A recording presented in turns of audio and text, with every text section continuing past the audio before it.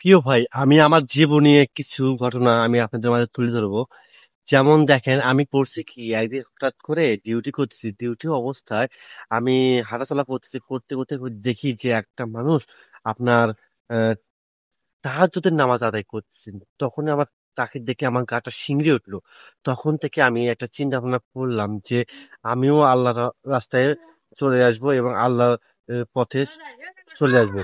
জীবনে যা ভুল কাজ করছি, যা পাপ কাজ করছি, সেগুলো তওবা করে আবার ফিরে আসবো আমি আমার রবের কাছে।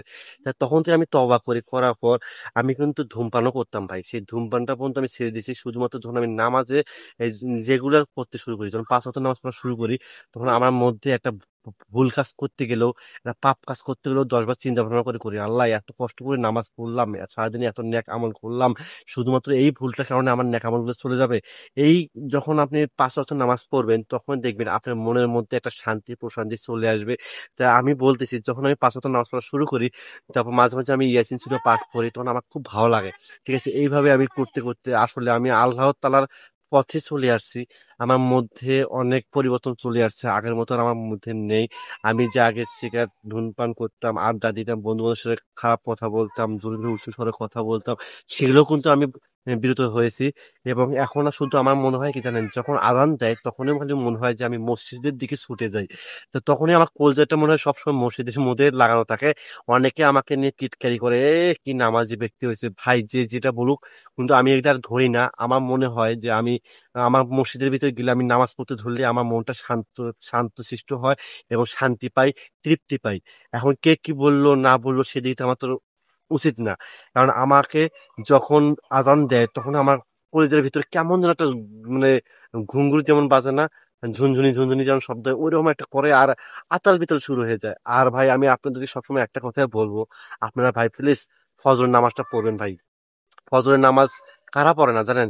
যারা হচ্ছে শয়তান, যারা ওই টাইমে দেখবেন ঘুমে এত বিভোর হয়ে যায়, এতটা গভীরে ঘুমে পাড়িয়ে দেয় শয়তান, তখন আমাদের করতে হবে কি, ওই সময়টা যত মুনাফিক নাস্তিক যারা আছে সবাই ঘুমিয়ে পড়ে। আর আপনি ওই টাইমে যদি উঠে ফ্রেশ হয়ে, এতটা ফ্রেশ লাগে সেই টাইমটা, যখন মুখে পানি দিবেন শান্তি প্রশান্তি আসে এবং নামাজটা পড়বেন, তখন মনটা অনেক ফ্রেশ লাগে। এবং যখন দোয়া দরুদ পড়বেন, তখন দেখবেন ঘুম ক্লান্তি কোনো কিছু আর থাকে না। আর আপনি সেই সময় যদি কোনো কিছু দোয়া করেন, আল্লাহ তালা অনেক খুশি হন। এবং আপনার দিনটাও দেখবেন, সারা দিনটাও অনেক সুন্দর যাবে এবং ভালো যাবে।